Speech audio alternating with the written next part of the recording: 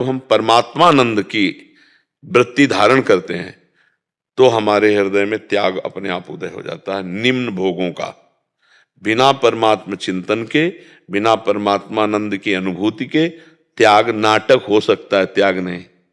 तन छाड़े मन गई रहे, दोनों ही दुख होए। त्याग का मतलब होता है भोग में प्रियता है पर मैं भोगूंगा नहीं, क्योंकि मुझे परमात्मा प्राप्ति करनी है, इसे त्याग कहते हैं। और भोग की प्रियता ही खत्म हो गई उसे वैराग्य कहते हैं, और भोगानुभूति ही खत्म हो गई उसे उपरति कहते हैं। त्याग, वैराग्य, उपरति, तीन इसके वैराग्य की श्रेणियां हैं। पहले में है कि भोगूंगा नहीं पर सुख बुद्धि है, दूसरे में सुख बुद्धि का ही त्याग हो गया, तीसरे में भोग वस्तु है भोगने वाली, इसका भी भान नष्ट हो गया, उसे उपरति कहते हैं। तो हमें जब भगवदानंद की अनुभूति की चाह होगी तो इस चाह में इतनी ताकत है कि बड़ी बड़ी चीजें वो त्याग देगा। और कहीं भगवदानंद की अनुभूति हो गई तब तो ब्रह्मादिक के भोग सब विषम लागत ताय, नारायण ब्रजचंद की लगन लगी ही जाए। उत्तम त्याग उसी को प्राप्त होता है जो भगवदानंद का लोभ जग जाए या भगवदानंद की अनुभूति हो जाए। तो उत्तम आनंद प्राप्त होने पर अधम का त्याग अपने आप हो जाता है, उत्तम वस्तु की प्राप्ति पर अधम वस्तु की त्याग अपने आप हो जाती है वृत्ति। तो ये जितने विषयानंद हैं ये क्षणिक हैं और तृष्णा प्रदान करने वाले हैं। भोगे हुए विषय को बार बार भोगने की इच्छा का नाम तृष्णा है। तो त्याग होना असंभव है तब तक जब तक भजन नहीं है। और जहां भजन या भगवत प्राप्ति की लालसा या थोड़ा भी भगवदानंद, तो अपने आप ये सब त्याग हो जाता है। लोक परलोक के समस्त भोगों का सब स्वाप्निक नजर आने लगते हैं। रमा विलास राम अनुरागी, तजत बमन जिम जन बड़भागी। कोई बड़भागी जन भगवदानंद का अनुभव करने वाला लक्ष्मी के विलास को ऐसे त्याग देता है जैसे बमन को त्याग दिया जाता है। बमन उल्टी हुई तो दोबारा देखने ऐसे मलवत, बमनवत, विश्वत, तीन शब्द शास्त्रों में आए हैं त्याग के। एक तो घृणास्पद भाव एकदम जागृत हो गया, समस्त विषयों से आप नहीं भोगना, यह है बमनवत। और मलवत, जैसे आप सुबह मल त्याग करते हैं उसका कोई महत्व नहीं, उसकी कोई चर्चा नहीं, उसका कोई स्मरण नहीं, ऐसे मलवत त्याग। और विश्वत, जिनमें बड़ा जलन है, बड़ी अशांति है, बड़ी कामना है, बड़ी तृष्णा है, ना विष खा लेना अच्छा लेकिन विषय सेवन ना करना, ऐसी उसके हृदय में भावना आती है, ये सब विष है।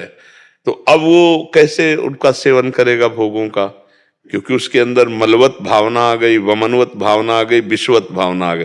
ये कब आई? भगवदानंद से।